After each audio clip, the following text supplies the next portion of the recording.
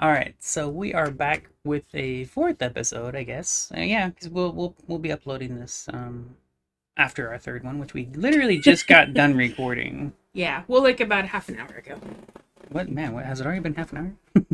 Like 15 minutes, I Yeah. Oh, thought. let me do the intro song. Oh, okay. Okay. What's the podcast name again? Oh, the the poor Reichs. Da, da, da, da, da, da, da. We're poor. You added the weird part to it. The weird because the other one you just did poor. Yeah. This is an intro that after we finished recording our previous episode, my sister was like, "Oh man, I want to make an intro," and we talked a little bit about that. Just a few minutes having some fun talking about that, and then we did a quick recording of the song that she came up with in her head. She didn't want to forget it, Because it was that good. because you forget things. Um, and so that version that she just did right there was a little bit more advanced. That one was slightly advanced. That one was the poor Reichs. This is our intro song. Da da da da da. Poor, or something like that. Almost exactly, yeah. So, anyways, we did a really long episode. It was an hour and a half by the time we finished it. Yeah, so we thought we'd give you guys a break and come back. No, and we kept wanting to talk more though. This is kind of like what we've done in the past when we talked about this when we want to just chat and just chill and hang out and whatever. So, damn it.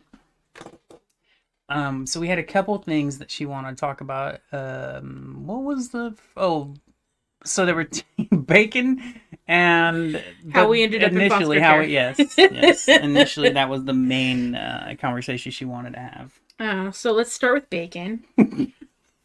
So it's craving bacon. We don't cook. We don't cook here. We don't bother. It's frozen dinners. When I don't know. I was cooking and then it got really hot and then I got out of the habit of cooking. Mm-hmm. And also at the same time I was like being really sick and like stuff like that. So I just had no energy to cook. And I am way too lazy to cook, even though I think cooking is rewarding. Yeah. I actually like the act of cooking. It's just I get so tired so fast. It's so easy it's such an easy thing to do, but it does take that effort Yeah. and energy Yeah. and your mental state. I spent 7 minutes washing dishes today, so we only have half of the dishes left in the sink. So we haven't had a clean fork in like a month. Well, I use plastic, so whatever. I I'm like destroying the environment. I like I like real forks. So The bacon. Oh, bacon. So I was craving bacon. I haven't made bacon, I think, probably in at least like a decade. Yeah. Yeah. And we love bacon too. And we love bacon. We've eaten bacon at other places and ordered in bacon and shit like that. But I didn't want to spend a ton of money on bacon. But I had thought I had remembered. Uh, I don't think this will be interesting to anybody. It's okay. Go ahead. I'm But interested. I thought I had remembered seeing some sort of prepackaged, like pre-cooked bacon or something like that. I knew I had gotten bacon jerky before, but the thing about bacon jerky is that there's so much fat and it just is cold. It just doesn't taste right. So it tastes good, but it's like the texture is low. So I Googled pre-cooked bacon and I found it at Aldi, for a dozen pieces for $2.89, I think. Aldi is a grocery market. Grocery store, yeah. And I was like $2.89 for like 12 pieces of bacon. It's probably not going to taste very good, so I looked for a review and it actually said that like it was a 7 or 8 out of 10. I was like, that's decent. Like that's restaurant style. I think that's a pretty fair score. Yeah, it's like, and honestly, so I got a few packages a couple of days ago and liked it so much that we just got 10 packages today. So with the ones we've eaten, we have 11 left. I came into the kitchen and I saw a stack of freaking boxes of bacon and I was like, oh, she must really like this. Well, okay, so here's the other thing is that they last. So first of all, you heat them up in 30 seconds, right? 20 seconds. 20 It's seconds for half the incredibly box. quick, Yeah. And also they last outside of refrigeration for over a year. because they're not supposed to expire. Oh, it said July 2021. I guess we're in 2021. So 6 months. So 6 months. And so like that can literally last us 6 months. It won't. It'll last us a week at the most. Probably. But it could last if you wanted it. Technically, you don't have to refrigerate it, so it's not taking up space in your refrigerator. Even if it did, those are pretty small. Yeah. So but yeah, there is a plus, I guess. We wouldn't have to worry about. We don't have anything in the fridge, so it doesn't really matter. But it is nice if you do have a full fridge. Correct. But also, it's just so cheap, and Jeremy's like, "It's not cheap," and I'm like, "It's so cheap." Well, the funny thing to me about that is now I don't think it's overpriced at all.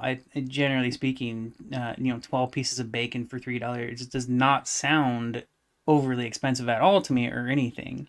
But I don't think, oh, that's an incredible deal. It's like half the price of a regular package if you were to of bacon. get it, yeah.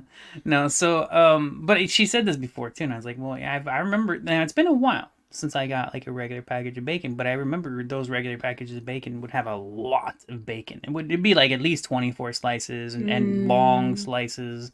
Those were the ones I would see. I don't think they'd be 20. I think it was still a dozen. The only thing is that when they're uncooked, they're heavier and bigger because they shrink when they cook. So that I'm not familiar with. I just remember like seeing bigger packages. Yeah. So these I don't think it's a ripoff or anything. Yeah. I just don't. I'm not like, oh my gosh, but I think I would be if I did see. If I went to the store and I were to see the same price or not the same price, but other packages for more, and I'd be like, oh, she was right. So I don't doubt you or anything. I just like off the top of my head, when I especially when I see a stack of boxes of bacon on in our kitchen, and I'm just like, dude, I'm not thinking $3 for 12 slices of bacon. I'm thinking all of these boxes cost way more than $3. I was all counting them. I was like three. So it's like $30 worth of bacon, but it's a good snack. It is worth it. Like, and here's the thing. So if you've never had Aldi's bacon, it's like if you've ever had bacon at Denny's or IHOP, it's like that. It's very thin. Don't say IHOP. Oh my gosh, you want to talk about PTSD? IHOP for me is a killer, man. You remember, right? I know. It's like cafeteria eggs. Oh God, no, never again. I never. And then the last time you ordered from IHOP, the omelet I got, not worth half the price that it cost. Yeah. It was horrible. All you wanted on it was cheese. It was still horrible. Did you look at it? I sent them. No. I tweeted it. I sent a picture. I tweeted a picture of this omelet that IHOP brought us. It was $10 dude. No. But their New York cheesecake pancakes are so good. Okay. Yeah, this the kind of funny thing is like sometimes you go to these places, all these different fast food restaurants or whatever, and some of their menu is really terrible, but then like something else on the menu is really excellent, you know. But no, I have not been a fan of IHOP for a really long time, and the omelet did not help at all. And I tweeted it out. I tweeted a message of like, "What are you looking at?" Oh, I want to see how long we've been talking about bacon. 8 minutes. You must be very interested if you're still listening to this podcast right now. We do. I mean, it is a fun thing to talk about. Sort of. I know it's not like super. Whatever, I mean, it's just something we're chatting about, If you don't like cooking your own bacon... We will be getting into... Because you can cook your own bacon in the microwave, but it takes 8 minutes and it's so splattery. Yeah. And so this, like, you put a paper towel on the bottom, put 6 pieces of bacon, put another paper towel on the top, go 20 seconds, and in 20 seconds, you literally have 20 hot, seconds, and it comes out like as if you just cooked it fresh. Not burnt. Yeah. It's like crispy/chewy. That actually is the most impressive part about it. 20 seconds. Like Yeah. I'm impressed by that. I really am. Yeah. I'm vastly more impressed by that than the price for the box. I don't, like I said, I don't think it's a ripoff. I'm not super impressed by it. But did 20 seconds and it comes out like as if we just cooked this bacon. Yeah, I mean, because here's the thing: if we ordered out like breakfast or whatever, we'd have to put the bacon in the we'd have to put the bacon in the microwave for 20 seconds anyway, just to get it hot again. It would definitely get here cold, yeah. Okay, so no, and I mean I get that too. I think you're catching the clock, but I've had fun to talk about it and thinking about the IHOP thing too. Now let me quickly say because look, man. My first bad experience with IHOP. Now I remember when we were young, really young. I don't remember how young, but much younger. IHOP to me, I don't know about you, but if you remember this way, but IHOP to me, when we were younger, was a fancy restaurant. Oh yeah. It was more expensive So than this all the tells you how places poor we are. Yeah. Well, and also different times. Yeah. Times do change. Restaurants. I don't think IHOP has ever been fancy. Oh, it was okay. No. I've always thought of IHOP as fancy in comparison to the other places we have been. Because you have metal, It was an actual metal restaurant. silverware. Yeah. You sit down, they bring your food to you. Yeah. Not like McDonald's and such. You get a tray of food and whatever, and Yeah, you go. Yeah, you put in your order and then you go pick up your food and then you take it to a table. There's nobody coming in to clear your IHOP table was when much you're fancier done. than that. Yeah. So my first now when we were younger, like I always thought IHOP was my teenagers. I always thought of it as like a fancy restaurant. And including when I went out with high school friends, like we would go to IHOP, and I never realized back then they went there because it was cheap. To them, yeah. Yeah, exactly. Yeah, to them. Yeah. It was never cheap to us. This is why we called the podcast The Poor Ruts, by the way. So, I always thought it was a fancy restaurant, even when I went with high school friends. Like, it was like the nice place to go. Like, I mean, there was another restaurant we went to when I was in a church group as well, but me and Crystal had been there a few times. It was BJ's. Was it BJ's? Oh, I love BJ's. It was BJ's, right? That's where I ordered from last night. The French. Okay, no, then it wasn't BJ's. What was the classic restaurant in like La Crescenta? Remember Big near Boys? United Artists? That rented restaurant right down from there. Down the street from Oh, United Rocky Artists. Cola Cafe. Rocky Cola Cafe. What? That was a fancy ass restaurant, wasn't it? No. Are you kidding me? See, I don't know what fancy is. So Now, it's in Montrose, so everything is at least $2 more expensive than it would be anywhere else. it was really good though. Yeah, it's decent, stuff but was it's pretty like good. it's like so it's closed now, but it's the style Oh, of is it? yeah. Oh, that sucks. style of a 50s diner, and like you even have little jukeboxes on the table, and then the And the real straw thingy, jukeboxes. yeah, and like All the classic stuff. It Yeah. was really cool. I always thought it was a really fancy. I mean they sell hamburgers and breakfast food. It's a diner. So, fancy ass burger joint. All right. Now, we have been to a couple a couple really truly fancy restaurants with our family. This was incredibly rare. We went with Kenny and my. Oh, the castle. What's that called? Castle. So our relatives, compared to us, are completely rich out of their ass. All right, that's how I would see it. They are middle class. And middle class doesn't exist right now, generally. They're still middle class. Like the middle class Considered, is yes, shrunken, yes. but they're still middle class. If we were to have as a society here in America to have a middle class, that's what they would be. Like they have a house. In comparison to us, though, they might as well be billionaires. But no, so we've been to a couple like truly actual real fancy restaurants where the food there, like I remember I didn't want to order. Really? I didn't want to order food. Are you kidding? I saw was the prices, totally into it. and I was like, what am I supposed to? Or I would look, of course, specifically for the cheaper versions or the cheaper plates on Oh the. hell no! I knew they could afford it. I did not. It's kind of like when we, like, for example, like I said, like if we went to IHOP, we would consider it fancy, or Sizzler. Remember, we used to go to Sizzler. That was a special treat. I knew we weren't paying, so I wasn't worried about. No, the so price. for example, in comparison, although I do believe I didn't choose like I mean I didn't get you like can a go for steak like the or most anything, expensive yeah. thing. Yeah. But I did get a Mai Tai, which drinking in front of family, that's fun as an adult. But also it was disgusting and I'll never get it again. Really? It was so gross. I got it because it's supposed to be a tropical drink that you drink while you're on vacation. For some reason I thought it was going to come in a coconut. So it did not. It came in like a whiskey glass and it was gross. That I don't like the taste of alcohol, but like rum is okay, and flavored whiskey is like I can choke that down. Well, so all right. So I did not know that Rocky Cola Cafe was not a fancy restaurant. My sister knows this. Like I mean, it felt fancy at the time, it was but it's really nice. It's not good because fancy. not only Yeah.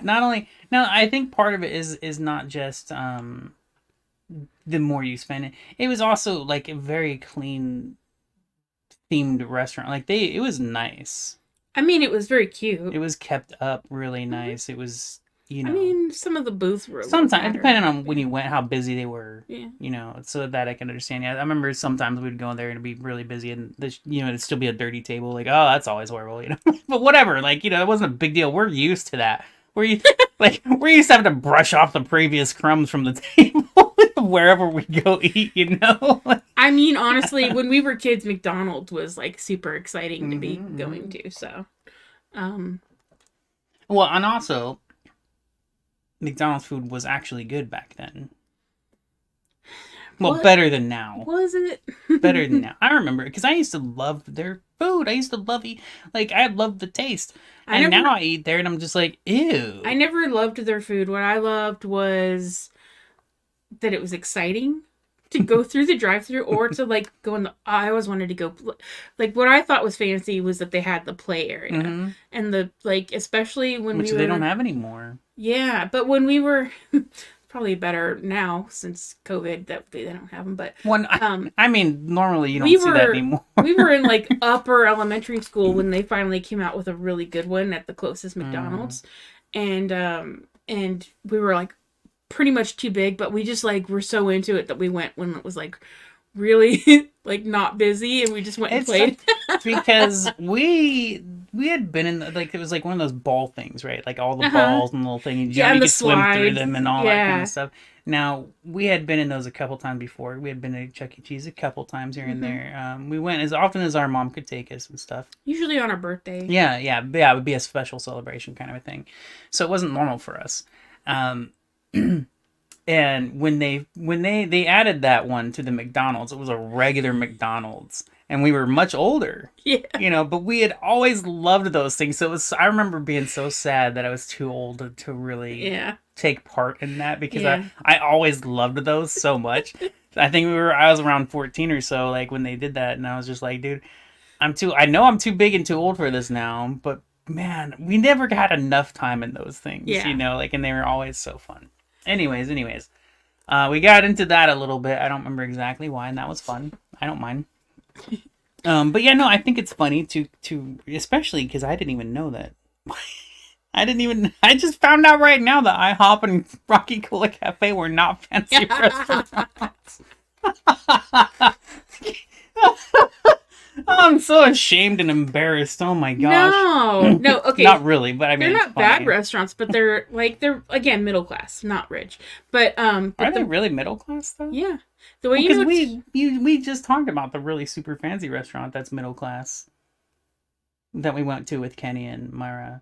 no, that That's was like super fancy. That's rich people stuff. that was like that That's was straight up like rich people upper middle stuff. class. Oh, That okay. restaurant was upper middle. Like that was a treat. Cause, Like even cause, for them, that was a treat. They don't eat there every oh, night. okay. That's Because I not was their like, McDonald's. that was insane. Yeah. Yeah, it was like on top of a hill. I forget what it's called. It was it was amazing. So pretty, and I'd heard about it so many times, and I'd never been there, and it was. I would never think of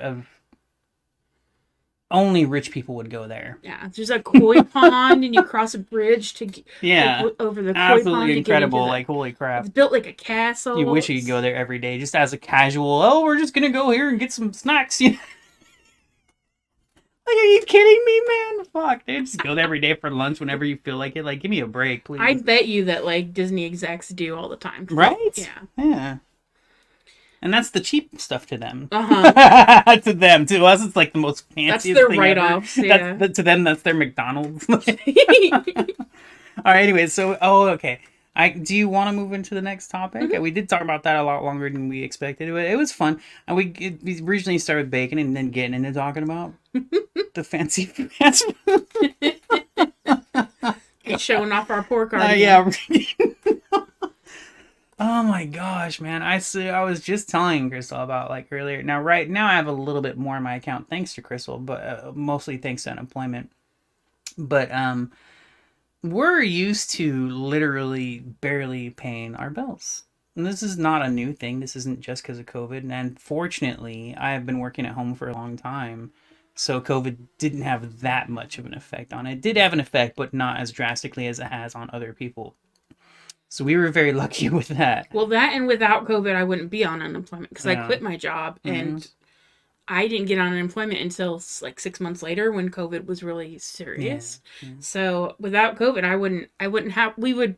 I don't know. Be homeless. Probably. So So poverty is fun. we're this is something that we've experienced pretty all our life. Mhm. So as scary, like I'm, especially being now in control in comparison to when we were kids, and we had our mom in control of everything. So she was the one that, if she did stress, that was on her. And now having taken over that stress is the, oh, I can't stand it, you know. I know I'm not one to like miss my childhood because it was a horrific, unending nightmare. But that is one thing I don't miss is not paying bills. Yeah, yeah, I and mean, that so is one thing I do you miss is do, not paying bills. yeah. Oh I do yeah, miss not yeah. paying bills. Like I really wish I could pass it off to my sister. I am so sick and tired of having a. I am sick of it. Okay. Anyways. I can't remember why I was bringing that up, but it was just something we briefly spoke about before we came back to decide and do another podcast. But so the story we have next should be interesting. Well, we didn't mean to get into too much of the food in the restaurants and whatever. That just kind of happened because bacon. My sister wanted to talk about bacon. Dude, it's so It is good. good though. It is. It's actually really impressive for a 20-second microwave bacon. Like it really is impressive. What is the? Remember the name of the brand? It's Applewood Farms. Oh, Applewood Applewood Farms. Farms. Applewood Farms boxed bacon, like fully cooked, Yeah.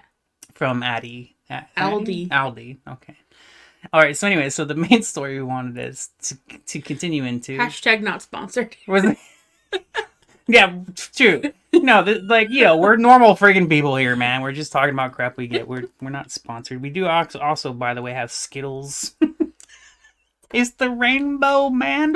That's my favorite candy, though. We have some Skittles. Not to brag. Yeah, and I'm drinking some Voodoo Ranger IPA. And I am drinking tap water. So those are our sponsors. Brought to you by tap water. All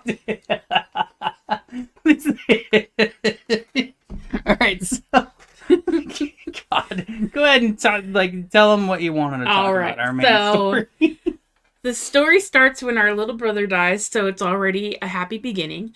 So what happened is I was 7, Jeremy was 8, Bubba was 5. Real quick, this specific story, again, just to cap it real quick, we want to talk about how we ended up in foster care in the first place. Yeah. Okay, continue. Sorry. Yeah. So for whatever reason, my mom took that hard and kind of freaked out a little bit, overreaction, whatever. Yeah, because she saw it. Our mom Yeah. watched our brother die literally in front of her eyes. Yeah, he got hit by so what had happened that day was she had this weird rash on the bottom of her feet and she couldn't walk. And so she asked the school to send Bubba home from kindergarten. He had walked home with her like every day. She'd go pick him up every day. And so he knew the way and it was only like 2 blocks. Literally. Yeah. And so he came down to across from where we lived. And then mom said, she called out, look both ways. So he did. And then he stepped out into the street. He waited for a garbage truck to pass. And then he stepped out into the street. There was a van right behind the garbage truck that Bubba didn't see. The guy in the van obviously didn't see Bubba. They smashed into each other and the van won because it's metal and he was like flesh and 5-year-old child. Yes. He was dead on arrival. The kid in the van did a hit and run. He was 20 years old. He turned himself in 2 hours later. And mom never wanted to press charges, but I believe that the police station did, so he may have gone to jail for that, which to me is really sad because he was like, you're 20 when you go in, you're like basically a child, and then you're 27 when you get out, and you're supposed to be a grown-up. The fact that he turned himself into shows that this wasn't a purposeful thing. It was an accident. It was an accident, but I think he had also been identified. So I don't know how much of it was like altruism as much as he understood that he was already in trouble. Oh, okay, I gotcha. But I don't honestly know. Yeah. But there was no indication that he was speeding or on drugs or high. We're not thinking he's like a murderer trying to run people over. It was like what, like 1 in the afternoon or something, like 2 or 3, whatever, So he got hit and he got taken up to heaven, according to my mother who witnessed the thing. Jesus picked him up. The way she described it. Came down from heaven. He picked up Bubba's body, laid down his body, and then took his soul up, and they hovered above the scene. Our mom was like that. What do you call that? I think it was visionary, but she saw these things spiritually. So this was something that she had been struggling with because it happened so fast, and she didn't see any kind of details or anything, and she was just like, God, just please please just show me what happened. Like I just need to know what happened. So I think in a dream or a vision, she saw what happened. He like slowed it down and got to walk her through it. Now, just real quick. Sorry, geez. I always turn away from the microphone so it gets a little less. But I mean, I'm also an extremely spiritual person. I used to call myself a Christian until I recognized, it took a while, but I years ago I recognized that I don't need to call myself a Christian to know God. This is just how it is. Like, I don't care, like, whatever. And I can understand some arguments, like, false gods and all that kind of stuff and whatever. I don't care. I'm not bothered by that. But anyways, our mom was I'm not even on the level our mom was. Well, our mom at the time was an atheist.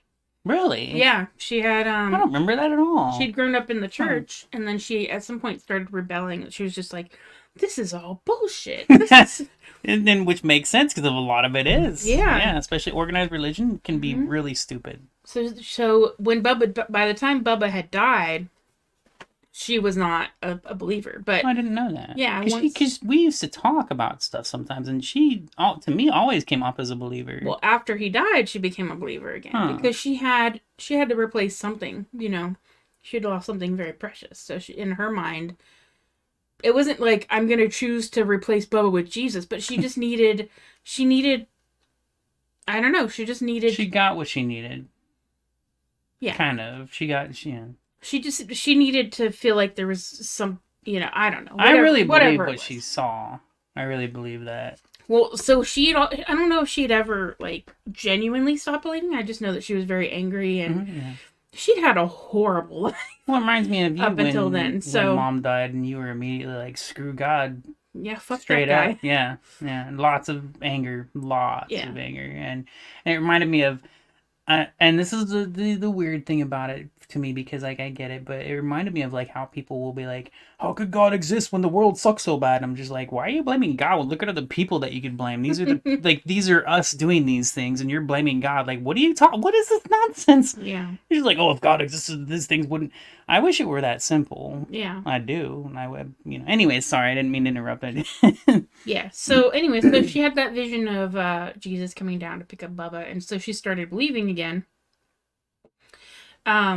But she was also at the time, so she spent like 2 weeks after Bubba died not sleeping. And she didn't tell me when she was telling me the story that the reason she wasn't sleeping, is because, she was hopped up on meth for 2 weeks. Yeah. I don't even know this shit. Yeah. This is what drives me fucking crazy, okay? Now, my mom and my sister were very close. Well, closer than me and my mom. That doesn't mean I didn't feel close. Like, I knew always that my mom loved me. Always. I knew that. This was something that I could not deny, But I'm an asshole. Just generally, and putting it into simple terms, very selfish, very self-involved. I was in my own world all the time, and I was playing video games constantly. If I was at home. Other times, if I wasn't at home, I was out. I was gone. I was playing sports. I was riding bikes, skateboarding. Never home, right? So my sister had more time with my mom, and they were more intimate than me and my mom. Well, me and my mom, I feel close. I feel very close. I'll explain why. Okay. I'll explain why that happened. So what happened was I had face blindness from my whole life. Oh, yeah. And I didn't know. This was something I recently found out like a year or two ago. I didn't even know that either. I didn't know what it was. I didn't know I had it. All I knew was that other people just seemed to get to know each other a lot quicker and be more comfortable with each other quickly than I did. Is that part of your agoraphobia, maybe? Part of it, probably, yeah. And then also, so I read on Wikipedia that people with face blindness also have issues like connecting to people. And I think partly it's just because when you see somebody and you don't recognize them, you don't have that. It's a stranger. For me, I can have a really intimate experience with a stranger, like in a doctor's office or whatever. But if I ever see them again, I'm not going to connect that experience. Yeah. I have that experience inside me, but I'm not going to connect it emotionally with the person I'm looking at because I don't realize that's the same person. I get that. That's pretty crappy. Yeah, my face blindness was always kind of like. Dude, my sister told me she didn't even recognize me every time she sees me, and I was like, "What? What? I didn't tell you that." pretty much. It takes me an extra second if I'm not expecting to see you. Yeah. But And I mean, yeah. I recognize you. Like if I'm looking at a picture of you, I know that's you. Okay, all right. Yeah. All right, the first time I heard of this was like a year or two ago, and I was just like, what? Some people have it so bad that like they don't recognize their own family members. Yeah. Mine was always like mild to moderate. I knew who my family was because I saw you every day. Yeah. But also, like, I honestly, like, I felt so bad after Bubba died because I was trying to picture his face. Oh, yeah, no, I've had similar experiences and thoughts. And I was like, I went to Mom and I was like, Mom, I'm already forgetting Bubba. And Yeah, she's like, yeah. she just like, no, you're not. No, I remember I've had that. Like, I feel this deep love and connection, but I don't know him Yeah. at all. Yeah. So, but why were we talking? We're talking about the difference between your connection to Mom and mine. Yeah. So, okay. So, we spent about a year and a half in foster care. Within that time, we had seen Mom a couple of times, but it had always been Visits, short visits. Yeah, and I remember walking past her in the courthouse, and Dina brought me back. And Jeez. at first, like, as a kid, I thought, Well, and in a courthouse, a place you're not familiar with, and whatever. yeah, and at the time, I was like, I just walked by her and I thought I didn't see her. But what had happened was I saw her, I just didn't realize that was my mom. Mm-hmm. So Dina brought me back to my mom and she's like, your mom's over here. And so when I looked at her and being told that was my mom, I was like, oh, that's my mom. And then when she spoke, because when you have face blindness, you kind of compensate with other like senses. Mm-hmm. So like the way people like move or their voices or whatever, you recognize them more from that. So it's, you know, obviously as soon as she started talking or whatever, then I knew who she was. Yeah. And then, you know, like other than that, she'd visit us at Illy's. So I'd always hear her talking to Illy before I'd come in, you know, but when she came to visit us at Mrs. Lewis's, she came in and I didn't recognize her. Mrs. Lewis was one of our foster care. She was our only good our foster best mother. one, our favorite one. She's our only good foster mother. She was our last one too. So we finished out the school year with her and then we went back with our mom. I remember you telling me that story when we talked about this probably a few years ago. I don't know, but it was a while back. But so when my sister was telling me about this story when our mom came to visit us at Mrs. Lewis's, I didn't know this back then. Yeah. My sister didn't even know who she was. Well, I thought she was a kidnapper. Because she walked through the door and she had changed so much. So, okay, she had gained weight. Her posture was different. Oh, yeah. Her skin was gray. Her hair wasn't blonde anymore. Like, there was nothing Wasn't like... it? What color was it? Was it just darker? Well, her natural hair color is brownish. Like, really? Yeah. She was... Well, I mean, I always remember her having, like, kind of dirty blonde hair. There was a point where she had when just her hair flat was... blonde, right? Yeah, when her hair was, like, growing out, it'd be, like, dirty blonde to platinum blonde. She always wanted platinum blonde hair, so she'd always dye it that. So that's how I always remembered her. Okay. Like, because it's not like you don't have any visual memory at all. It's like a blurry photograph. Mm-hmm. So she had blonde hair. She was around this size, you know, whatever. And I'd never really, like, paid close attention to what she looked like because it didn't matter. I saw her every day, you know, whatever. Which is kind of weird. Well, I think part of that, too, is the face blindness thing because I remember... Now, I don't remember... It's hard for me to remember exactly back then. I do remember when she came to visit us, and I do it's hard. It's not fresh for me, but I do remember. As far as I can remember, is that I recognized her right away. Oh yeah. And then Crystal was like, when she told me this, she said she did not recognize our mom, and Well, I was like, wait, was that not our mom?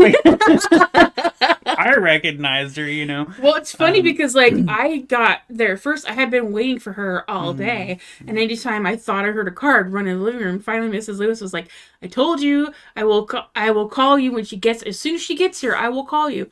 And she said it so firmly that I was like, I better, like, just be, like, cool from now on.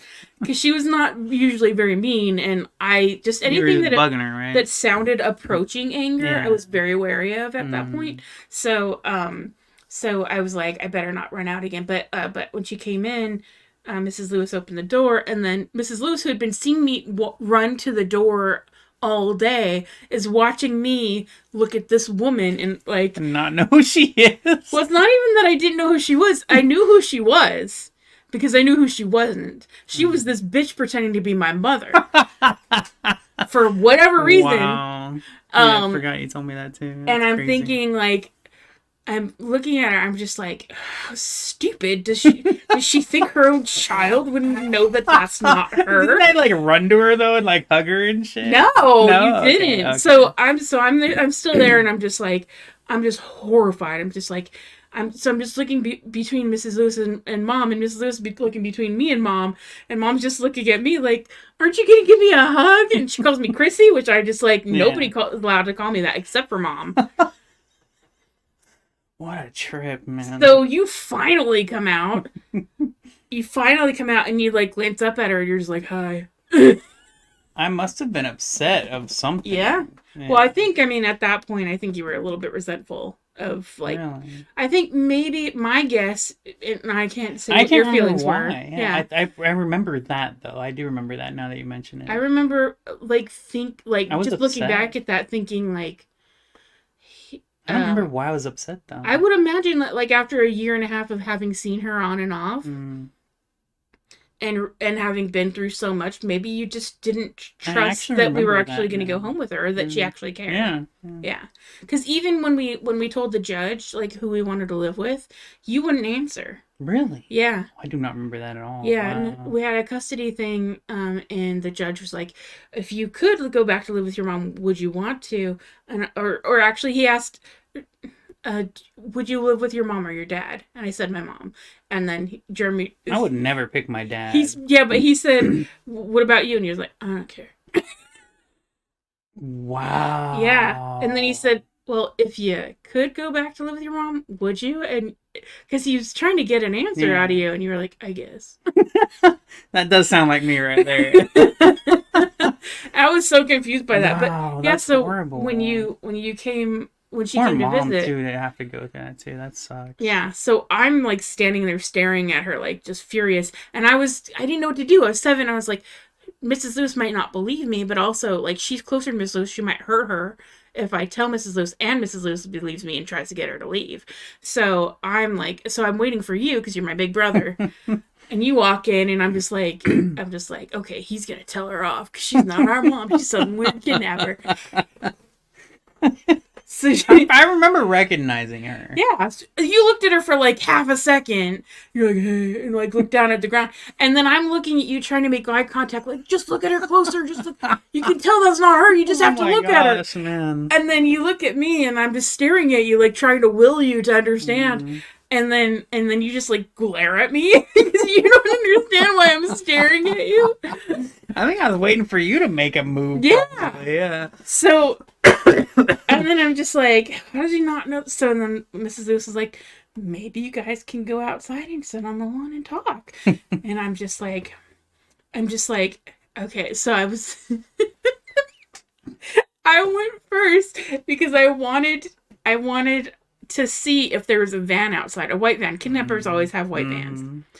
And I wanted to see if there was a white van outside so that I could wait for Mom to be outside, or this kidnapper bitch to be outside. And I'd like slam the door closed and then get to the phone, call 911. This is the planning of my sister was 7 years old. I was 8 at that point. Okay. Friggin' hell, man. But I go outside. There's no white van. I don't need to shove you back inside and call Mrs. Lewis. But I am keeping an eye out for a white van. You're like wandering around the perimeter of the yard, just like kicking bushes and just like not making eye contact. I remember that. And Mom's like, Chrissy, come sit down. Come sit down. And I was just like, oh, this bitch is trying to call me Chrissy. Finally, like, her tone of voice, when you're talking to somebody that you're trying to be on your side, you're going to talk in a nicer tone of voice than you usually do. But finally she goes, Crystal, sit down. And then I recognized her. Her being me. No, she took charge, basically. And I was I looked at her and I was like, how did this stranger just sound exactly like my mother? And what a horrible experience. I looked at her and I was just like looking for like, I was just like, Mom had a mole. This bitch has a mole.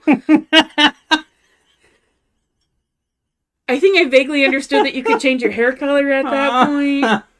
And and people could get bigger, like people could get bigger, and Yeah, smaller. So I'm change. just like trying to like, and so I sit down. I'm still not sure this woman is our mother. I am 98% sure she's not.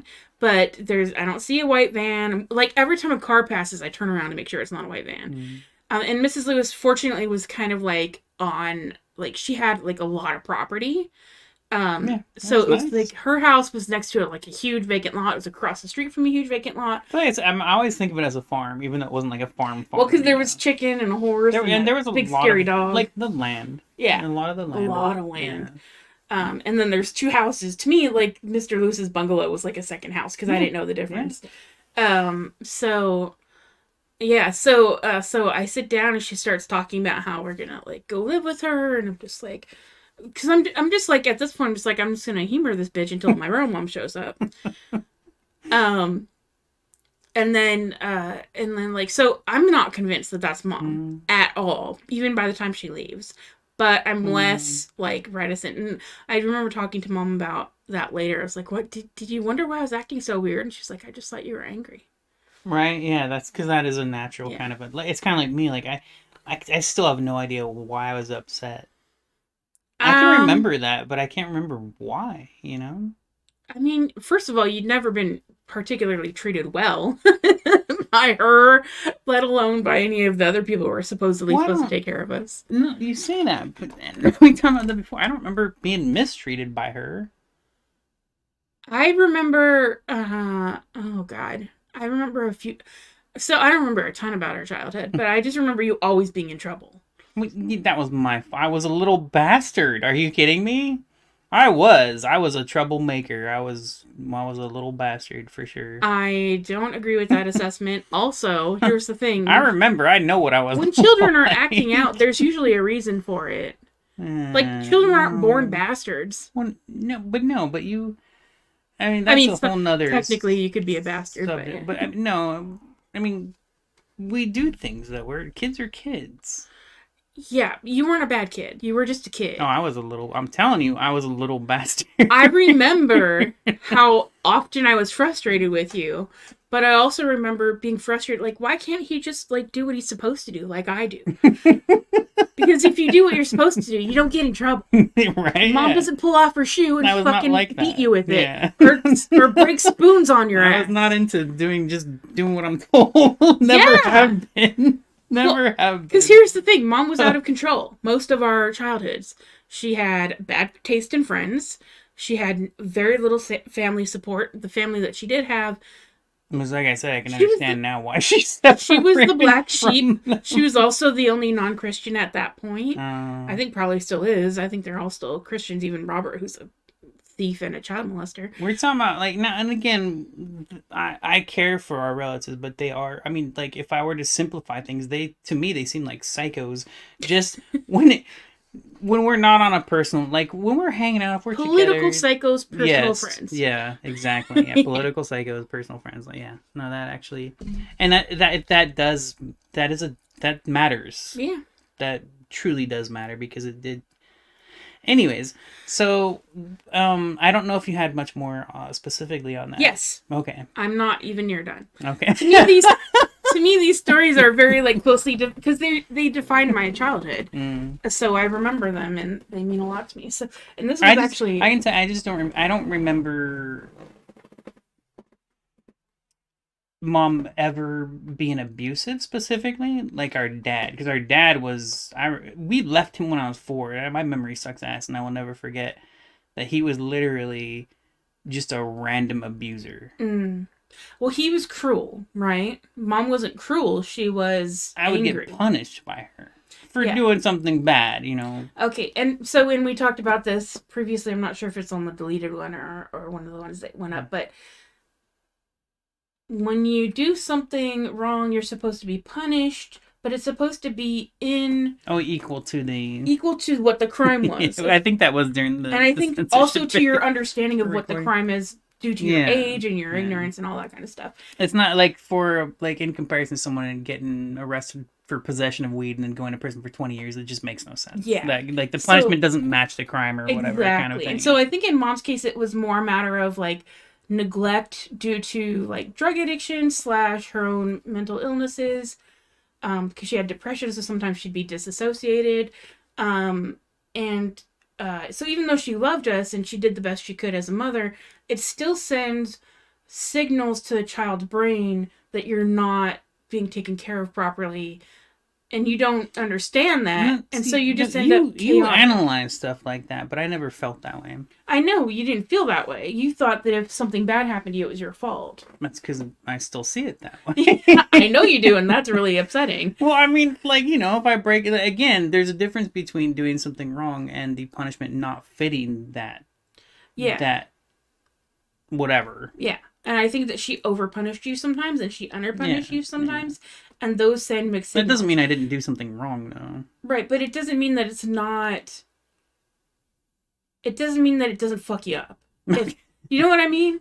Like, well, I don't know, again... I'm not saying her intention was to fuck you up. Like, I think... I don't remember Dad at all. Except I'd have one memory of him. It is a bad memory. Mm.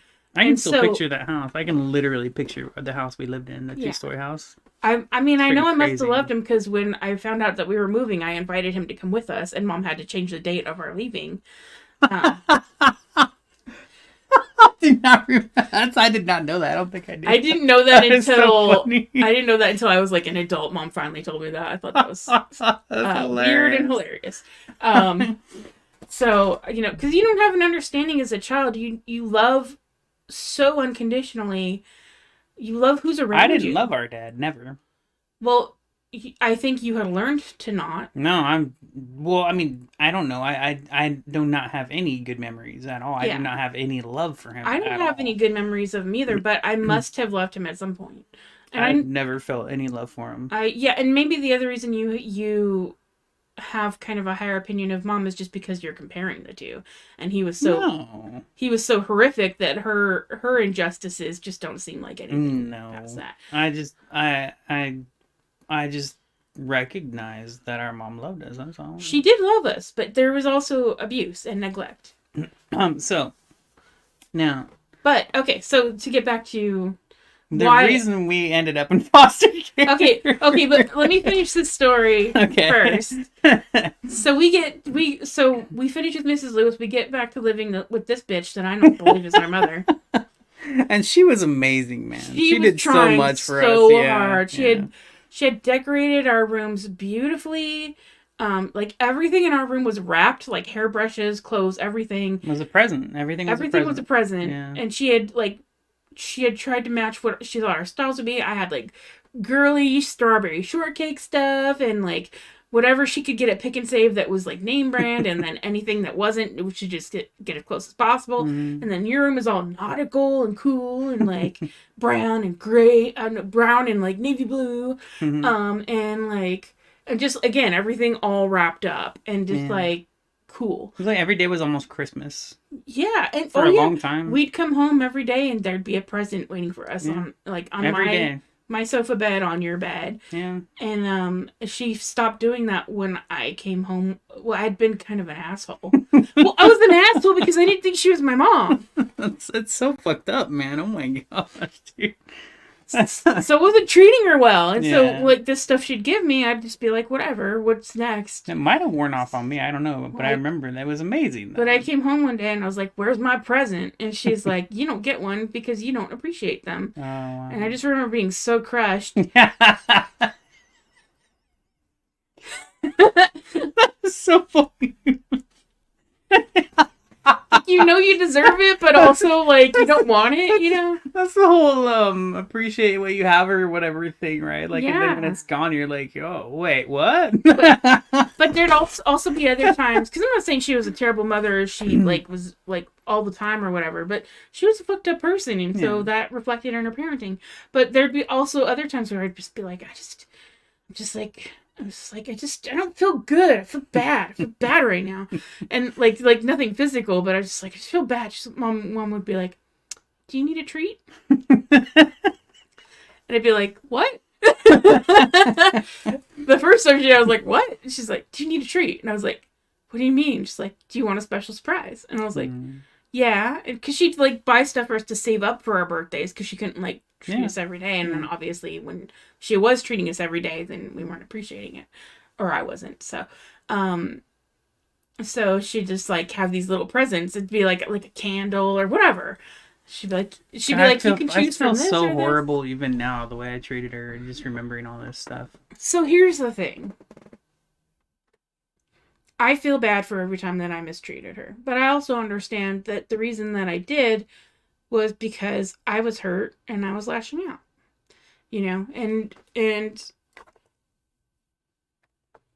had we had a more stable childhood, either from her parentage or from any of the other ones, then we wouldn't have been so angry and we wouldn't have been such dicks, I think. Well, it's such a weird thing because she didn't have it easy either, No, she didn't. Oh my God. Are you kidding? That's why I always read she did the very, very best. I believe that 100%. I'm not saying that she could be abusive or she could be neglectful because I hate her or whatever. I'm not mad at her, but I also have to recognize that there was damage done that I need to repair now. And part of it was just the fact that she was such a fucked up person that she fucked me up. See, I think we just have different perspectives on that. Yeah. Because that's something we can't agree on. Yeah. Well, and because you take responsibility for your mistreatment, Yeah, what a trip, man. All right, so... Anyway, so the point of that was, we get back to live with her. It takes me a few... So I'd kind of go in and out of believing she was our mom, because... but this is why. Okay, so I was like, so we go to live with her. I'm walking home from school, and I'm just like, I'm going to prove that this bitch isn't our mom. So I'm going to go, and I'm going to ask her a bunch of things that mom would know, but this bitch wouldn't know. So I got into the habit after school every day of going to talk to her and question her about our childhood. The problem was I remembered so little about our childhoods that I couldn't prove her wrong. If she was making it up, there was no way for me to know. But I got into the habit of talking to her, and I kind of liked her. Mm-hmm. She was, I kind of liked her. I liked talking to her, and she was interesting. And also, if she was my mom, she was really cool. And if she wasn't my mom, she was like cool, but also like, why is she doing this? So I was confused, but I was also kind of waiting for my real mom to show up. At some point, I knew she would find us because I knew our mom loved us.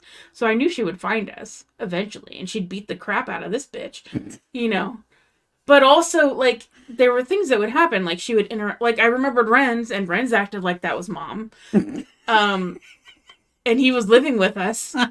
So... God, you're such a weirdo. And then, family would come over eventually, right? And they'd be interacting with her like she was her. Gosh. And so it would convince me, but then, once in a while, every 6 months or so, I'd wake up from a nap and just, panic, oh my God, I've been treating this woman like she's my mother. I fell for it, and how could she trick me? It was such a mind fuck.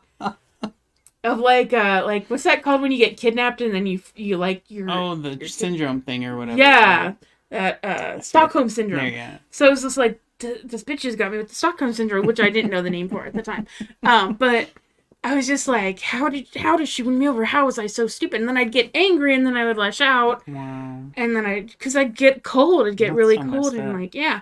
So so that was that went on for. It's so weird because you had this anger towards her for that, this belief that she's not our mom. At the time, I had no anger at her for being a bad mom. And I would just get angry at her for trying to control me.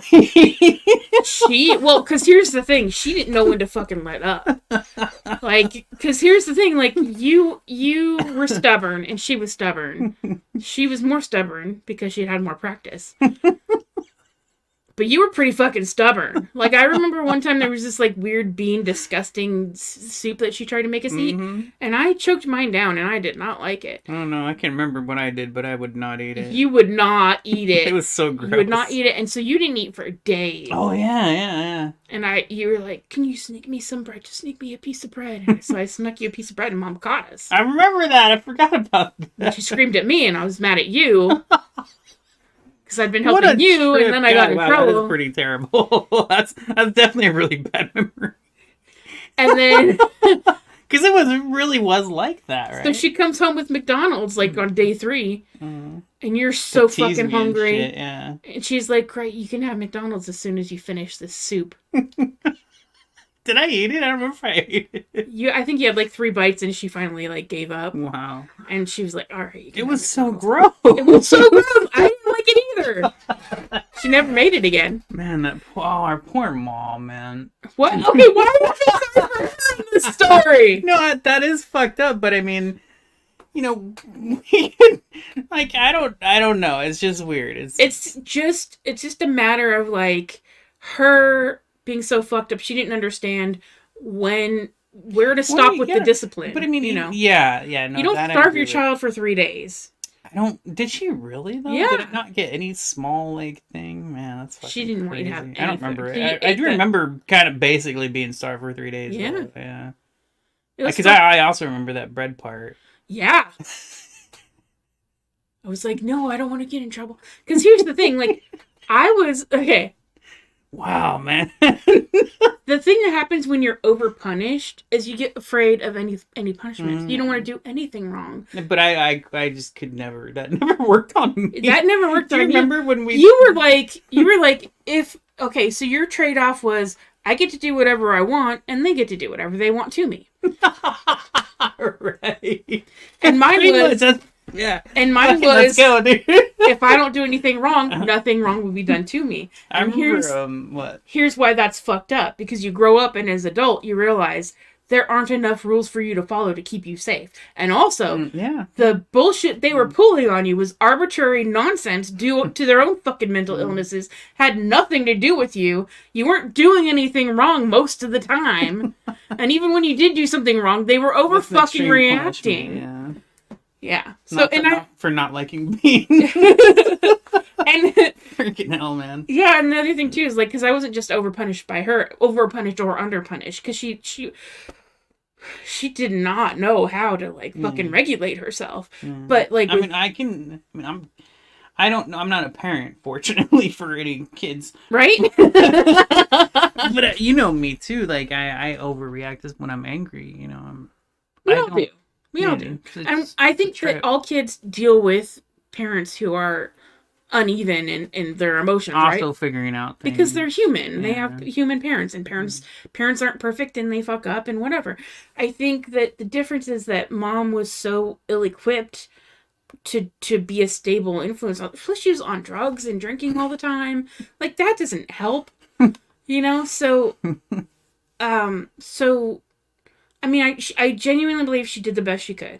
I genuinely believe that, and I love her, and I miss her, and I would trade. I probably still you know. somewhere have notes that she used to leave us. Yeah. You know, like it. We do. I have a stack of stuff. Man, I mean, she tried her very best. She you really know? did. Yeah. She really loved us as hard as she could when she was capable of it. Yeah. And I appreciate that. But for my own sanity, I have to understand where she fucked up, so that I understand why I'm fucked up. I don't. Yeah. Yeah. There's that difference too. It's kind of like to me, in a way, it's like people like knowing their ancestry and their history and stuff, and I could not care less. Oh. You know. Well, no, like, so there's that different thing. You know, I just don't. I'm just like whatever. I don't need to analyze it. Like. Well, the other difference is you've always been an independent person. You've always been independent from her. You've always seen yourself as a separate person. When she died, I had such a small clue of who I was that I was completely lost, because I didn't know who I was without her. She was like, I was like the arm, and she was the rest of the body. Wow. Yeah. That was how little of a sense of identity that I had. And so maybe that's why I'm so analytical about where she fucked up. But also, like, I want to look at her honestly, because unconditional love doesn't mean anything. Are you saying I look at her as a liar? No, but I think that I think it's a different perspective. yeah, but I don't think that I can call it unconditional love if my condition is that she was a great person who did her best and just ignore anything bad that she did. Well, again, I have to be able to recognize that she was a human being. That's why it's a different She's fallible. thing. Yeah. And I love her so much more than, anybody else on the planet. It's like I said, I know that we had plenty of issues. That story we just had about the beans one, like I forgot about that. It's what a weird, messed up story. Yeah. That is terrifying. That's torture. Yeah. Um, Yeah. but man, God, thankfully I think that was literally the worst thing I ever experienced with her. You know, as far as punishments go, I think that was the worst out of everything. I can think of some other things, but that was probably the worst. Um, but to explain why I felt the need to be close to her was partly because I was trying to make sure that, I was trying to. Oh, the other reason was like, okay, I'm gonna pretend like I'm going along with this bitch until my mom shows up. And to do that, I have to be friendly, And then also, like, just like, who is this person, Who would pretend that this is this person's mother? And it was just so confusing that you didn't realize that that was mom, but also you wouldn't look at her. So anyway, but that's just to explain, like, it wasn't a deficiency on your part of why you didn't get to know her better. Like, I think you got to know her as much as your personality dictated, and I got to know her as much as my personality dictated. Well, we just had different relationships. Yeah. But I don't think, like, it's because you're a selfish asshole who's lost in your own world. Oh, no, I mean, but that is just the way. That's something I recognize. The reason I got to know her was out of suspicion, fear, and fury. Not love. Well, I get. That's your thing. But I mean, that's how I was, though. I mean, all I cared about was video games always. If I was at home. When you're a kid, you're supposed to only care about yourself. Well, that's so okay. So, but that hasn't changed, though, man. I don't know. I don't think that's true. First of all, I mean, like I said, I naturally care for others, but I can't actively be there for others. Kind of like you were saying with you can't be there for your friend. That's why you don't want to message her and let her know that you care and you're thinking about her. But that's only because you can't be there for her.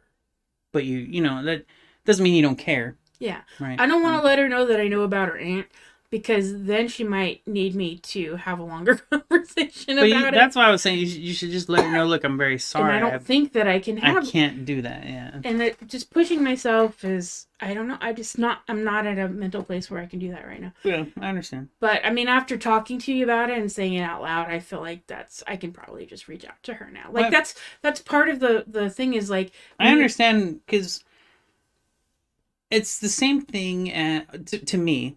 It reminds me of the how are you?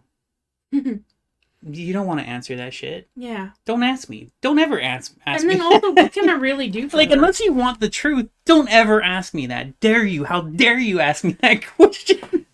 Well, I can't hug her. I can't, you know what I mean? Like, I can't bring her aunt back. All the things that she really needs, I can't do. Well, the thing is, though, just letting someone know that you care and are thinking about them also does matter. And it doesn't change anything, but it matters. Yeah. It does. Like, I hate... Here's the thing that's funny to me is, like, it's when people tell me hi, like, if I was streaming, specifically, if I'm streaming and someone comes in and says, I'm just here to say hi, I love that they came to say hi, and I hate that that's the only reason that they came by. Right? So I truly appreciate the fact that they came by to say hi, and it sucks that they can't stay. Yeah. So, but I still really do appreciate that hello. Like the drive-by hi? Yeah, I do appreciate that. Like, it sucks, but it's also cool. Like, So that's kind of what it makes me think of is, you cannot be there, unfortunately, but to let someone know that you care and are thinking about them, I think that does matter. Yeah. Also, when I read the message, it was 1:30 in the morning when I saw it on Facebook. Yeah. And she could have been up. She could have been asleep. I don't know, because, like, some people just leave their phones on all night. And I know that she'll ignore me if she wants to, but... Yeah, exactly. It's just like, when do I fucking contact her? And then I slept all the next day, and, like, anyway. So the point is, like, I'll message her. And let her know. But anyway, so how we ended up in foster care. Yeah, here we go. Here's Now, I'll tell you this real quick, because this will probably take at least another 20 to 30 minutes, probably. I'm assuming. I don't. I'm just guessing, but we're at an hour. We're at the We hour. are? Yeah. That's all that bacon talk, I tell you. No, so it's fine. I mean, I don't mind if you, because like I'm cool with that. Yeah, I mean, we already teased it twice, like at the beginning of this podcast and the end of the last one. Hopefully, if we do have a listener or two, this is going to be a bit of a story. It could take 20 to 30 minutes. It could be less, but I would at least give us 20 to 30 minutes to. You have to do something, just like pause and come back. Yeah. Okay. So, all right. So I'm 7. You're 8. Bubba's dead. Jeez, this is the age of death. How old are you? I'm dead years old. It's been 2 weeks since he died. Mom's hopped up on meth. I think it's a weekend because you, me, and Mom and Renz all piled. No, it was a weekday. Was it a weekday? I'm pretty sure. I think it was a week. I'm pretty sure because that school was open. That school was open. Yeah, regular classes and stuff. It was open that I remember. Yeah. Okay. So I don't know. For whatever reason, we end up piling into the car. And I think we're going to the park. We went to Dunsmore. We went to Dunsmore Park. Dunsmore Park. We're just going to the park to hang out. Is the park that has the kiddie pool, but it's only filled in summer, so it's such a disappointment for the rest of the year because there's nothing else to do there for the rest of the year. The baseball field with the hill. I used to slide down the cardboard boxes. Okay, so we get it was fun. I would even roll down that hill without a box. Just roll down. I'd roll down the hill without a box, and I'd regret it because then I'd end up itchy. Itchy and dirty, and but it was fun. Itchy with green skin. But anyway, so just wings and whatever. But I think our favorite thing was the pool. Yeah, but the park was fun. I liked it. Yeah. Oh, they had a really cool teeter totter too. Yeah. Anyway, it's like a group teeter totter. That was cool. Not like one on one. But anyway, so we get to the park. Mom's okay. Oh, sorry. I skipped the fun part. So across from the park is a preschool. It's recess. So there's a chain across the parking lot entrance because they're using the parking lot as the recess playground. And Renz decides, actually, he told me, Mom said Renz, and I think I remembered this later, but I had always blamed him for this. She's like, Renz, pull into this parking lot. It does seem like something I would blame Renz for. And I was furious at him for years. And finally, it wasn't until he got on dialysis that I was like, why did you do that? So random. And he's like, your mom told me to. Friends, just pull in here. So he pulls in. This was a chained off area. And so he's like, got the chain. We actually drove through the chain, right? The chain goes up over the car.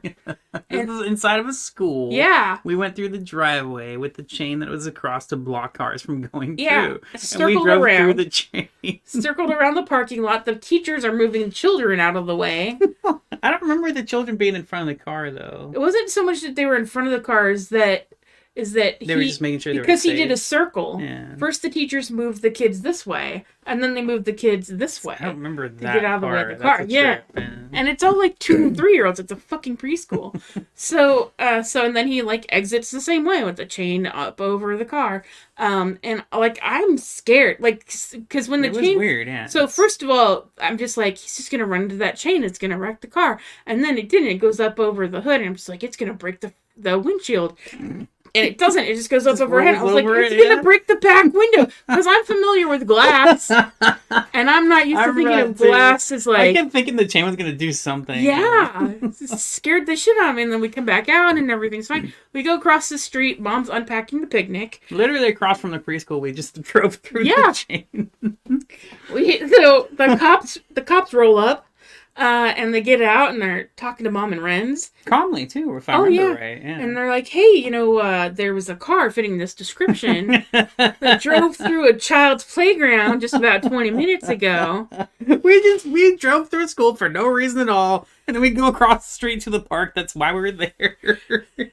What did we even know my mom wanted to do? It was meth. They did meth before we got into the car. I don't know why. What the hell, dude? So Oh, look, there's a chain to drive through. Let's So try they're to like, drive through. they're like, no, Ossifer, we have no idea what you're talking about. That wasn't us.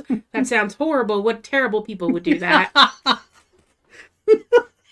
And by the way, you and I are just standing there because the good parts of the park were down the hill. And Mom said, she's like, go wherever you want, play, do whatever while we're setting up this picnic, but stay in eyesight. Yeah.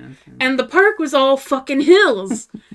And so the playground with the merry-go-round and the teeter-totter was down a hill, and the softball field was down a hill. So we're just standing there.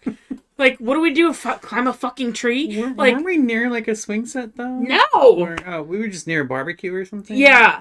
So it was like the picnic tables. There was fucking okay. nothing to play around on. So we're just standing there, and then we're just watching the cops talk to Mom and Renz.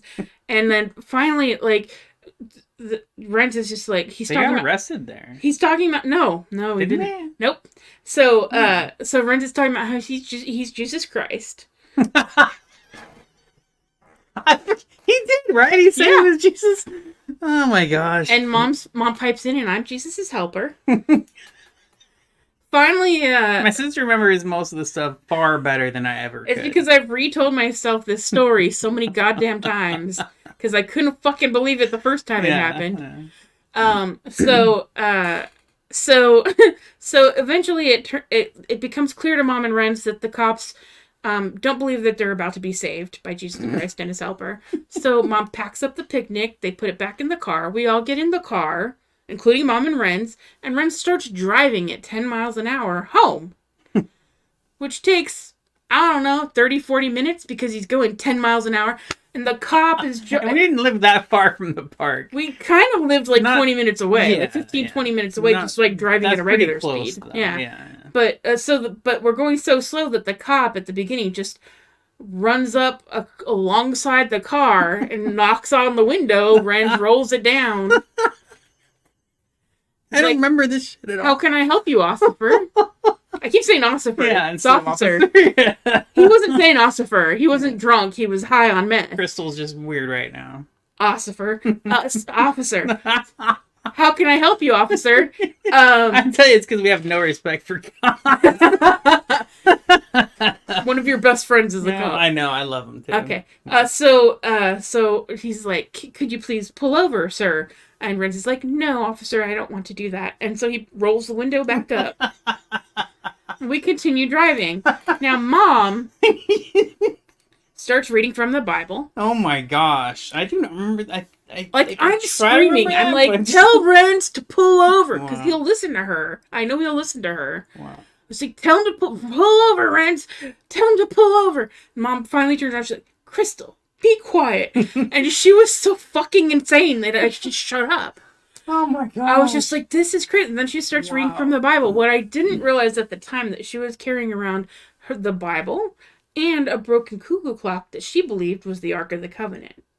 What is the Ark of the Covenant? It's the thing in Indiana Jones that when you open it, it melts Nazis. Wow, I wish we had one of those. Would be really helpful this day and age. It's like I remember a cuckoo clock, but I wish I could remember this stuff as well as you do. So the Ark, I remember being in the backseat, but I don't remember. Part of it is that I remember it. Part of it is that I talked to her about it, and she filled in a lot of the gaps and the whys, like the meth. I didn't know she was on meth at the time. I did not know anything. So. Holy crap, man! So the Ark of the Covenant is supposed to be do you remember what she was reading in the Bible? No. Okay. I'm very curious what she was reading. Would probably remember. You can ask him when he comes over in 2 days. You probably would remember. I mean, he might not if he was on that too, though. Well, I think it was specific. I think I remember she remembered what she was reading, but I don't remember what it was. I was like, I never learned her stories like forever because I just thought if I had a question, I could just re-ask her, you know. And you didn't know she was gonna die like an asshole. You're so stupid. Why would you? I'm kidding. Why wouldn't you know she'd die? Oh my gosh. So the Ark of the Covenant, the real like fabled thing, is supposed to be a piece of an essence of God's spirit. And the reason that you die when you look at it is because you just, as a human, you can't understand it. Okay. So it's not just the Nazis that die when they look at it. It's anybody who like opens it up will die. So she's the broken cuckoo clock. She thinks is the Ark of the Covenant. So she's carrying around a broken cuckoo clock. She's got a Bible. She's reading from the Bible. We get home. We pull in. And the cops, like, they take Renz out. They had followed us the whole time. Yeah. Well, we weren't going very fast. On the whole time? I think so. If they didn't have the siren on, they had lights on. They had lights on for sure, yeah. But yeah, and there was a train by the time we got home. Like, it was started out with one cop car. Forgot. There was at least a few. Yeah. So I forgot all they about get Renz the out train of the car. cops, Yeah, man. Oh my god. They get Renz out of the car. And they put him on the ground and they're cuffing him. And then they get Mom on the... I don't know if she gets on the ground or not. When in my memory... Because I talked about this later. I was so traumatized and I hated cops because in my memory I'd seen those like billy clubs that they have like strapped to their sides. Yeah. And I pictured them like taking them out and beating her with it. And because I pictured that at that time like scared... Like, that was how I remembered it. And I talked to her later. She's like, no. Like, they put handcuffs on her, but they were very nice to her. Okay. Because she's white. We're white people. If it's not clear by the fact that none of us is dead. God, we're sorry to the black people. We are sorry. And we're glad that this didn't happen to you, because you would be dead. Yes. So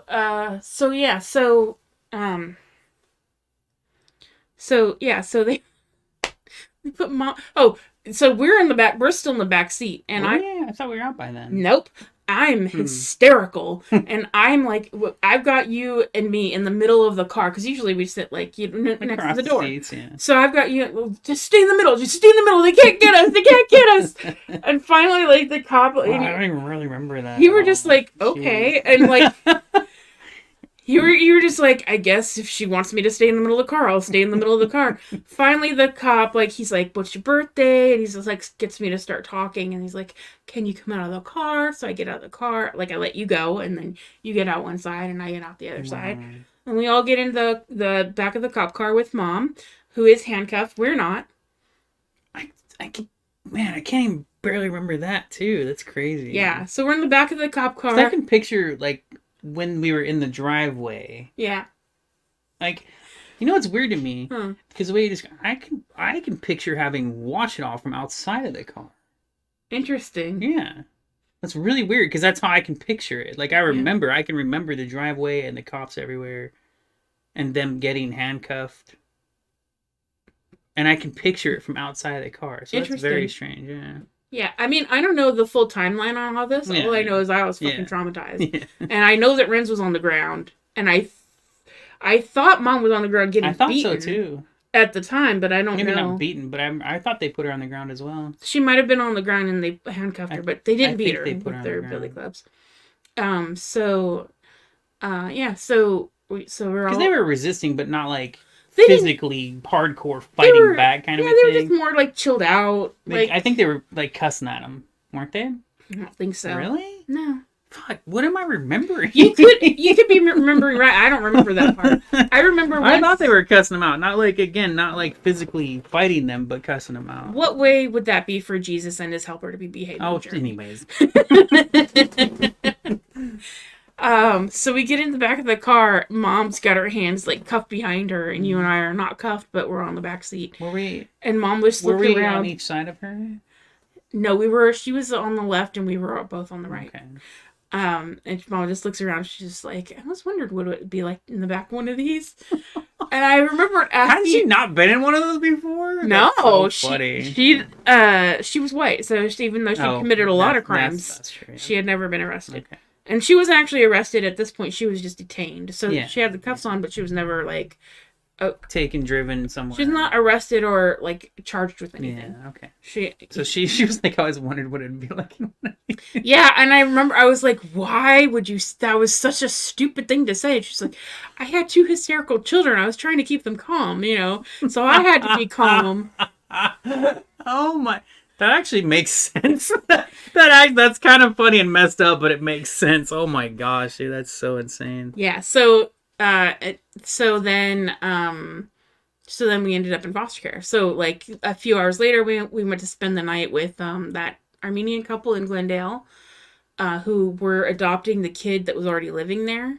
I don't And we remember that slept at on the all. floor, and the man had a typewriter, but he would barely let me play with it. And I was so furious because I thought I would wait for him to go to bed so I would play with it, but he told me not to. He's like, I'm going to bed, don't play with the typewriter. It's not a toy. It's so funny that you want It's to like, play with the I was like, typewriter. I know it's not a toy, I want to write a book. That's my sister, ladies and gentlemen. That's straight up my sister right I was there. the I most want to write a adult book. 6-year-old. Yeah. No, she has always been very special. That's pretty awesome. That's funny. I Yeah. want to write. It's not a toy. I want to write a book, you bastard. That was wrong with you. What else would you use a typewriter for? I want to write important reports. Tap, tap, tappity, tap, tap, tap, tap. Wow, man. Is there any more to that? Not that I remember. Now, because I don't remember, like I can sort of tiny bit, like I remember the typewriter-ish thing, and I can remember the floor, but I don't remember them as people. I don't remember. They were very cold. Okay, They well, were I mean, not. yeah, Okay, my so memory sucks too, though. Like they didn't become. Well, part of it again is like me, like talking about this to Mom, and she filled in a lot of the blanks for me. So they weren't, and they didn't tell us this at the time, but they weren't foster parents. They were from Armenia. They'd come over here. They had settled themselves, like started a business or something, and they were established, and so they wanted to adopt an Armenian they were child. looking into it. And the way that they got into it was through foster care. So he was a foster kid that they were about to adopt. How did we end up with them though? Were they just the closest people that were adopting or whatever? They were literally, because we were like, okay, so Sunland Tahunga doesn't have their own police station. Glendale's the closest. Oh. Yeah. Oh, yeah. Yeah, I remember that now. So we were taken to the Glendale police station, so they're looking for foster families in the area.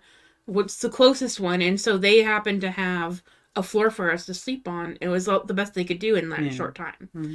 So we were there for 3.5 days, I think. No, a week and a half. We were there for a week and a half. And I don't even remember them at all. I remember there was an apartment building next door that I think was for old people. And we would go over and play in the elevator, and the old people would watch movies like on a projector. Do you remember that? No. You remember that? No. I remember you and the kids like sneaking over to watch the movie, and I didn't want to be caught by an adult because I didn't want to get kicked out. So I'd just play in the elevator, and you guys would do whatever, and then I'd wander around. I don't remember the projector at all. Really? Yeah. It was like a room where everybody would gather and watch the movie, but I was like, it's a bunch of old people. They're gonna notice kids. But they won't care. They're old. Like, like we're just kids. What are we gonna do? I didn't think at the time that they would assume that they were somebody's grandkids, because I had such an identity to my family that I thought it's obvious that I'm this person's child. Like, I thought that a stranger would know, looking at me and Mom, that I'm her daughter. Which they probably would, because we looked alike. Yeah. But it didn't occur to me that it wouldn't be immediately obvious that we didn't belong in an old people home. Yeah. Well, no, it wouldn't. Yeah, exactly. Like, because you could have been one of their grandchildren. It didn't occur to me that you would be mistaken for somebody else's grandchild if you were seen by other old people. All right, so wow, what a ride. That is mostly my sister's story of us. I know. Well, that's okay. No, I'm fine with that. Like I said, I a lot of that. I don't even remember like you said, the first people we stayed with. I cannot remember them at all. Yeah. Like at all. I don't, and I can barely picture the projector thing. But I think that's just me trying to picture it rather than actually remembering it.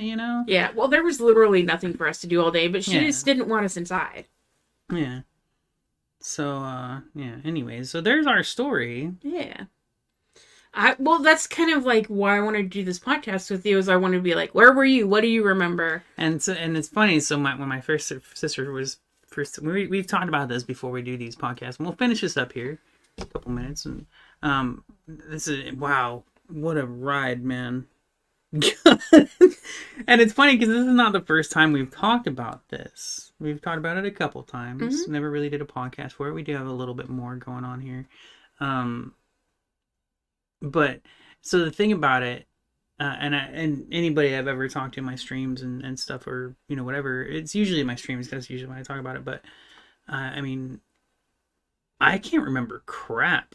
Like I Yeah. don't remember anything. That's why the fact that I can picture our home before we left Ohio when I was 4 years old. The fact that I can picture it, and I can picture. I always forget what hand it was now because it was so long ago. Oh, I think it was yeah. this one, but I can remember picturing the blood literally spurting out of my hand. So I don't remember. Mom would tell me that story. We Yeah. can get that into that in another podcast. It'll just be a short one, but like she told me how calm I was, and even when they were stitching me up, like I was just watching them, fascinated by me. But I literally had blood just spurting out of my hand, just You were not calm. gushing. You were not calm when they stitched you up after you got bit by that dog. Right? Yeah, and that was years later, though, wasn't it? It was I think years I think later. I think I learned to fear things at that Yeah. point. Yeah. Well, because I remember just being, I remember I was in the hallway outside listening to you scream, and I kept trying to go in the room because it's like, they're hurting him, they're hurting him. All right. Anyways, so we do have more things to talk. I was just saying, like my memory is pretty terrible. So the part of the reason that I can tell the story from like more Because you, nuanced like you is said, you've talked about it repeatedly. rehashed it so many times, especially in my own mind, because these are the stories like the face blindness story and the how we got into foster care story are the stories that kind of defined where my childhood went wrong and why I grew up so fucked up and scared all the time. Mm. Because I couldn't trust that my own parents were my own parents. Yeah, that's pretty nuts. And I couldn't trust anybody after Dina fucked me up so bad. Because, like, This was our cousin, one of our cousins. yeah, I shared a room with her for over a year, and she was so insanely jealous and, like, so, like, psychologically traumatized from, like, two pedophile father figures, at least two, So she was between also 2 and messed 4, up, but yeah. So man, what a that she was just incredibly cruel to me, and she controlled every second of my waking and some of my sleeping time while I was there. And so between that and like the face blindness and the already like being kind of reticent about being around other before Bubba died, I didn't have a problem being around other people. I just didn't care to. that's what a trip, man. God. So well, here's something. As we finish this, continuously finishing our things, but um, I don't know. It seems to me that you were far more traumatized than I was from our childhoods. So I think because I'm just going based on your behavior, and our behavior was very different. Like I was as conformist as you can possibly get, Mm. and you just could not seem to rebel enough. And it's not on purpose. I don't. I mean, I don't go out of my way to and I be wasn't. rebellious. You I know what I wasn't mean? consciously like. I mean, I guess I was sort of consciously like, I have to be perfect, otherwise I'm gonna be punished. Mm. But like, I naturally don't accept control. yeah. Naturally. I also had a theory because our dad was so cruel that you would get in trouble on purpose to like protect me and Bubba from because if you were getting I don't. punished, I'll tell you what. In my mind, I never. well, yeah, but that's the thing when you're that young, a lot of it is subconscious, Mm, you know, because me and Bubba were so much smaller, and you were pretty protective when was we that? were I don't young. remember that either. Mom said that you and I were inseparable, and that Yeah. like if you, Well, I do remember that. she said that if you saw one kid coming around the corner, you knew the other one was right behind. Oh, okay. I see. Yeah, no, I mean, it took me. I wasn't until my 30s when I recognized, like, and I started saying my sister has been my best friend my whole life. Um, yeah, I would think about it because people would talk about who's your best friend. People talk about best friends all the Yeah. time, And I'm just like, and I always had a hard time with that because I had good friends that I respected very much, but I was never really that close. Jonathan was probably the closest friend I had, so I do consider him my best friend. But even he wasn't as close as me and you, which is weird because we spent every day together for years, Mhm. all day. Yeah. Um, so, but but I always had it always seemed so easy for people to talk about their best friends. And I didn't, I was like, the closest I could say was Jonathan, but my sister, and it took me a long time to recognize that, though. And Jonathan wasn't even till high school. Yeah, yeah, exactly. Yeah. There was Mike when you were in junior high. He lived around the corner. with the red Was hair. that his name, Michael? Or no? Yeah. There was Jesse. Jesse was the Oh guy right yeah. in our backyard, literally in our backyard. Yeah, Yeah. because his backyard connected to our Wasn't backyard. it Michael and then Jesse? Michael Like was Michael. next door to him. Oh, okay. Yeah. So Jesse was the one in our backyard, and then Michael was the one down. And Jesse was I wasn't as sweet. close with Michael as I Yeah, was Michael was Jesse. kind of an asshole. Jesse was really sweet. But I think Michael was like he became cooler. I think Yeah, yeah. he had red Kind of had to hair. grow on you and whatever. He had red And hair and he yeah. was kind of like aggressive. Yes, yes. Anyway, like that, it's funny because like that opens up so many more other stories to talk about. But we have to call it now, right? Yeah. Like we're at another hour and a half here. Yeah. We, like extended again. I But just feel weird because you when you have an intense like experience, you do have to like come down off of it. oh yes, So kind of you, normal. We can do that off this. Do you want? It's gonna be yeah. weird Well, to I just also transition, mean right? I Yeah, also mean like just for the listeners too. oh It's the like no screw the listeners. we We don't just even have listeners. I just told like Just kidding. two I'm really kidding. like traumatic and like Well, intense that's the th- stories. so here's the thing too about that. The way my sister is describing that is, for me, it's really easy for me to just like right now I could just go put a game on. I could go put a Disassociate. show on and just instantly switch off. Uh So huh. yeah. But my sister, and this is something we've done in the past 2 weeks, when we have conversations like this, we kind of have a cool off, like We a should little bit to end it, we you should know. have saved the bacon for the Oh, cool off period. yes, we should have. Oh well, whatever, whatever, man. Yeah, so I did forget about that. I did Mhm. forget about the cool off kind of from the intense because Well, that was pretty where I learned like that man. I took a creative writing class with Bart Edelman, and I say his name because I love him. Mm. And he said that there were in the 70s he had done intensive therapy sessions where like people would like be taken back into their childhoods and then have these intense recollections and then like it'd be intense for everybody in the Like we group just did. and That was then pretty intense, man. and then the person would like wake up from their trance or whatever and they'd be like, all right, time for lunch, everybody. And then like nobody knew what to do with all that weird like intense energy afterwards. You have to fucking cool down a little That's bit. funny. Well, and so part of that it's interesting. That's part of our different way we approach things or see things and whatever is like I said, it's so easy for me to just be like, bloop, off to the next thing, whatever it is. Even though I feel it, Hmm. you know, because that was very intense. That was but I don't know. I just shut off really easily. Yeah, that's a defense Okay, mechanism. that's the one. Okay. I remember once before I quit Age of Learning, I remember I had started on the Paxil and it got me calm enough to like show up to work.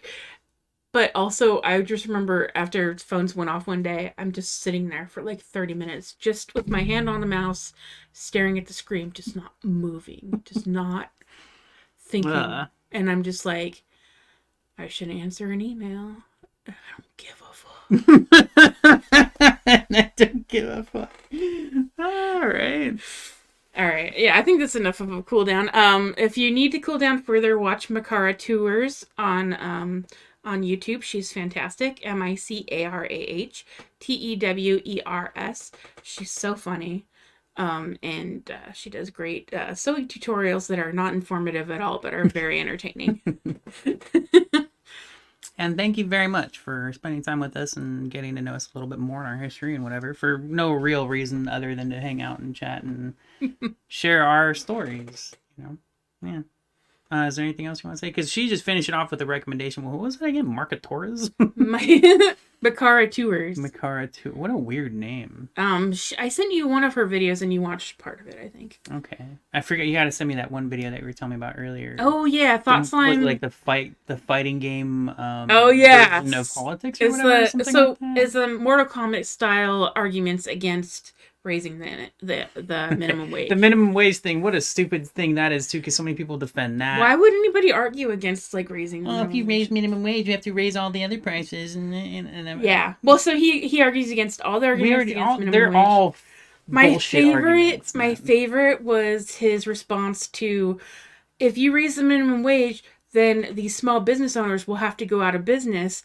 And he goes, fuck you if you can't pay your employees a Yeah. livable wage. That's the point. Is You like, should shut down. that's what the other argument to that too is people are like, that's showing that your employer literally is exploiting their workers. On purpose. They're telling you if they go bankrupt or they have to close business because they can't pay you, they're telling you that they are exploiting you. Yeah.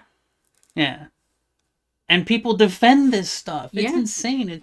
And that's, I'm telling you, man, we got to do another podcast on that because we'll go on for another hour at least. But yeah, so all right, yeah, so because there is stuff. We'll figure this out for the next one. Okay, let's do our outro. Oh. So we haven't discussed this at all, but we're just gonna do a quick outro, and then Jeremy will just stop recording. So thank you for listening to the Poor Rikes. We're very poor. This is our outro. Poor. Bye bye.